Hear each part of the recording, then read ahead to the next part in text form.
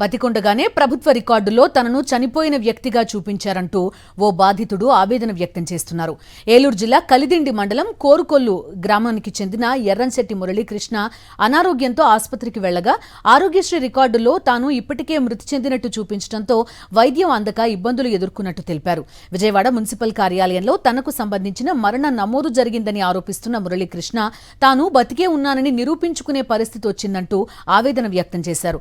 ప్రభుత్వ రికార్డు తన పేరును సరిచేసి తప్పుడు మరణం నమోదు చేసిన వారిపై చర్యలు తీసుకుని న్యాయం చేయాలని అధికారులను కోరుతున్నారు. ఇప్పుడు ఈ మధ్యకాలంలో ఒక నెల మట్టి తేడా వచ్చి ఒంట్లో లివర్ తేడా వచ్చి విజయవాడ గవర్నమెంట్ హాస్పిటల్కి వెళ్ళాను. వెళ్తే డెడ్ అయిపోయిందండి. ఆధార్ కార్డు చచ్చిపోయినట్టు చూపిస్తుంది. మీ ఊరు వెళ్ళి చెక్ చేసుకోమన్నారు. కోరుకోడు వెళ్ళి చెక్ చేసుకోమన్నారండి. ఇక్కడ సత్యవాళ్ళు వాళ్ళు చెక్ చేయించానండి. చెక్ చేపిస్తేనండి ఇలాగ డెడ్ అయిపోయింది, నువ్వు చచ్చిపోయినట్టు చూపిస్తుందండి, మరి మీరు వాక్ ఇచ్చేసుకోండి అని అన్నారండి. సర్లే అని మా ఆవిడ విజయవాడ కాన్వెంట్లో ఉంటుందండి, మా ఆవిడ గారు. అక్కడ వాక్ చేసామండి, గేట్ వాళ్ళని పెట్టి. అలాగా పింఛన్ తీసుకుంటుందని తెలిసిందండి. కలెక్టర్కి వాళ్ళకి పెట్టామండి.